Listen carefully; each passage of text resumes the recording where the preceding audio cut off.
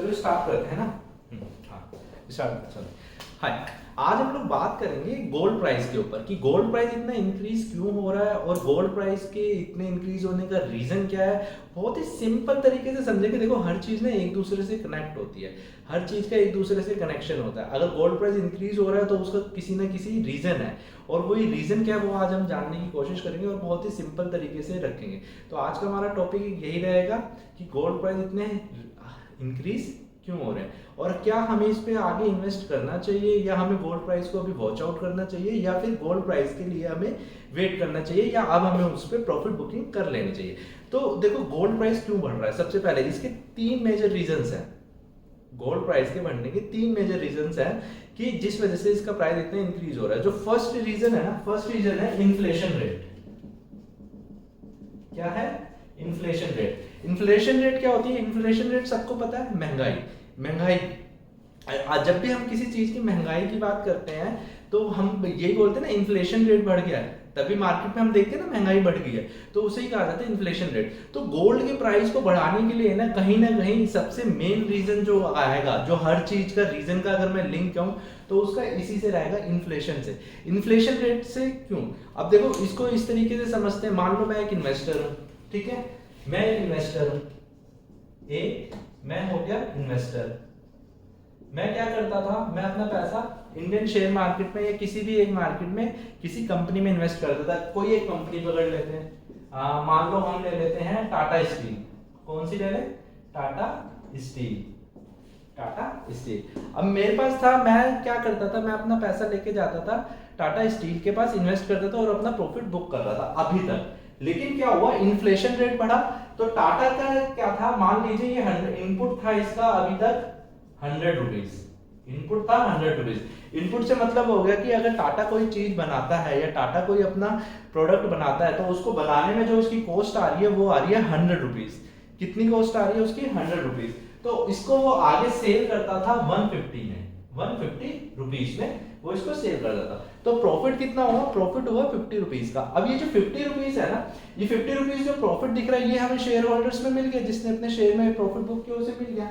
लेकिन ये अगर प्रॉफिट बुक कर रहा है तभी टाटा के शेयर्स के प्राइस बढ़ते थे ना। अब यहाँ पे क्या हुआ, इन्फ्लेशन रेट बढ़ा, तो इन्फ्लेशन रेट की वजह से क्या हुआ, इसकी इनपुट बढ़ के होगी 120 रुपीज। जो अभी तक इसकी इनपुट लग रही थी 100 रुपीज, वो अब बढ़ के होगी 120 रुपीज। तो 120 रुपीज बढ़ गई, प्रॉफिट तो उसको उतना ही हो रहा है, प्रोडक्ट तो वो उतने का ही बेचेगा अभी। तो 120 का जो उसका ये इंक्रीज हुआ, इनिशियल टाइम की ये बात कर रहा हूँ, लॉन्ग टर्म की नहीं। जो 120 उसका इनपुट हुआ और उसका जो प्रॉफिट बुकिंग 50 आ रहा था अभी तक, वो घट के रह जाएगा 30, वो रह गया 30। जब किसी भी कंपनी का प्रॉफिट कम होने शुरू हो जाए, कंपनी नीचे डाउनफॉल में आने शुरू हो जाए, तो क्या होता है, उसके प्राइस कम होने लगते हैं, उसके प्राइस कम होने लगते हैं। तो मैं तो इन्वेस्टर हूं, मैं तो ये नहीं जानता ना कि उसका इनपुट क्या पड़ रहा है या क्या नहीं पड़ रहा। तो मैं क्या करूंगा, मैंने अपना पैसा टाटा स्टील में ना लगा के मैं कोई सेफ साइड ढूंढने लगा कि भाई मेरे को कोई ऐसा सेफ साइड चाहिए जिसपे मैं अच्छा प्रॉफिट निकाल सकूं। मैं 20 रुपए के लिए 30 रुपए के लिए मार्केट में नहीं आया ना, मैं अच्छा पैसा कमाने के लिए मार्केट में आया। तो मैंने क्या करा, मैंने सेफ चीज ढूंढी। तो जब भी हम इन्वेस्टमेंट में सबसे सेफ चीज ढूंढते हैं ना, तो सबसे सेफ और प्रीशियस स्टोन है गोल्ड। तो क्या होता है, ऐसी सिचुएशन में इन्वेस्टर जो होते हैं वो गोल्ड की तरफ अपना इन्वेस्टमेंट बढ़ा देते हैं, गोल्ड की तरफ अपना इन्वेस्टमेंट बढ़ा देते हैं। इसका रीजन क्या है गोल्ड की तरफ? इसका गोल्ड को जो कहा जाता है ना, जो प्रोफेशनल ट्रेडर्स होते हैं, गोल्ड का एक दूसरा नाम भी है जो शायद आप लोगों को अभी नहीं पता होगा, जो आज मैं बताने वाला हूं। गोल्ड को जो दूसरा नाम कहा जाता है ना, इन्फ्लेशन हेज इंस्ट्रूमेंट। क्या कहा जाता है? Inflation hedge instrument. मतलब कि महंगाई के आगे हेजिंग हम करते हैं ना, जैसे बाय और सेल के आगे हम उसके एकदम अपोजिट एक ट्रेड खड़ा कर देते हैं, ओपन कर देते हैं, जिससे हमारा क्या होता है, हमारा इक्विटी बचा रहा है। तो यहाँ पे इसको क्या कहा जाता है, गोल्ड को इन्फ्लेशन, गोल्ड को कहा जाता है इन्फ्लेशन हेज इंस्ट्रूमेंट। गोल्ड का जो दूसरा नाम दिया जाता है इन्फ्लेशन हेज इंस्ट्रूमेंट। यानी कि जो महंगाई बढ़ रही थी, जिस वजह से कंपनियों के शेयर्स के प्राइस नीचे आ रहे हैं, उनका इनपुट बढ़ गया है, तो वही चीज गोल्ड के लिए प्रॉफिटेबल है, वही चीज गोल्ड के लिए प्रॉफिटेबल है। तो इससे सबसे एक कंक्लूजन निकलेगा, जब जब महंगाई बढ़ेगी ना, जो बड़े बड़े मार्केट के मगरमच्छ जिनको हम बोलते हैं, इन्वेस्टर्स बोलते हैं, जो बिग बिग हैं, जैसे वॉरेन बफेट है या कुछ है, तो इनके लिए एक सेफ साइड ओपन हो जाता है जब जब इन्फ्लेशन बढ़ता है। इन्फ्लेशन इस टाइम अगर अब मैं बात करूं पूरे वर्ल्ड वाइड, तो इन्फ्लेशन रेट हम सबको पता है इन्फ्लेशन कितना हाई हो गया, इंडिया में भी बहुत ज्यादा चल रहा है इस टाइम, यूएस यूके कहीं का भी आप उठा लो, महंगाई वहां पे बढ़ ही रही है। तो ये फर्स्ट रीजन है गोल्ड के प्राइस का इंक्रीज होने का, क्योंकि गोल्ड जो है इन्फ्लेशन हेज इंस्ट्रूमेंट है।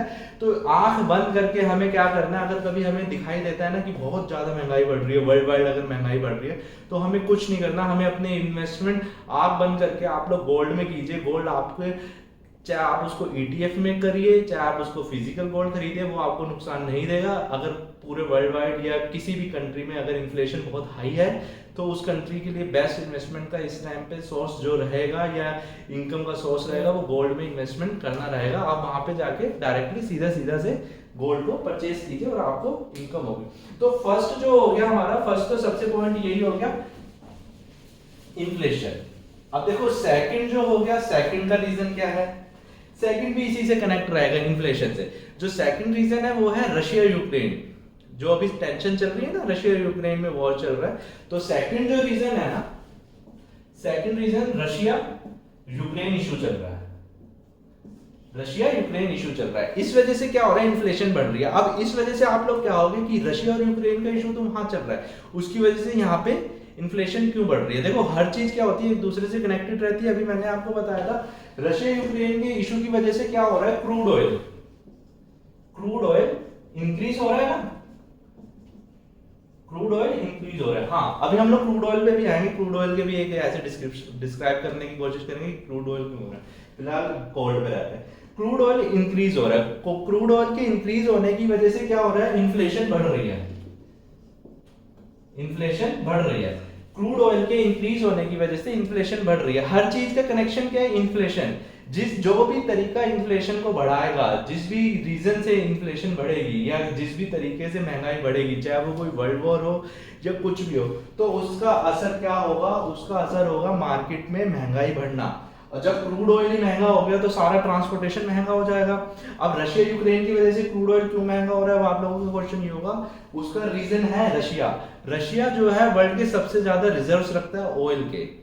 रशिया जो है वो सबसे ज्यादा रिजर्व रखता है ऑयल के और एनर्जी के प्रोड्यूस करने के। तो इस यही रीजन है कि क्रूड ऑयल बढ़ रहा है। क्रूड ऑयल बढ़ेगा तो इन्फ्लेशन बढ़ेगा, इन्फ्लेशन बढ़ेगा तो फिर क्या हम किसकी तरफ देखेंगे, जो इन्फ्लेशन को हैज कर सके, इन्फ्लेशन के सामने हमें पॉजिटिव रिजल्ट दे सके।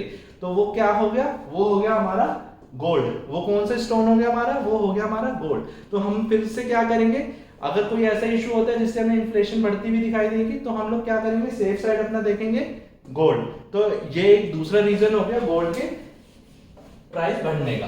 देखो हर चीज एक दूसरे से कनेक्ट है, हम लोग इसको किसी भी चीज से डिनाई कर ही नहीं सकते इस टाइम पे कि गोल्ड का रीजन क्या है। और जब भी हम देखेंगे ना इन्फ्लेशन रेट कम होने लगेगा, तो आप लोग देखोगे गोल्ड के प्राइस अपने आप धीरे धीरे धीरे धीरे नीचे आएंगे।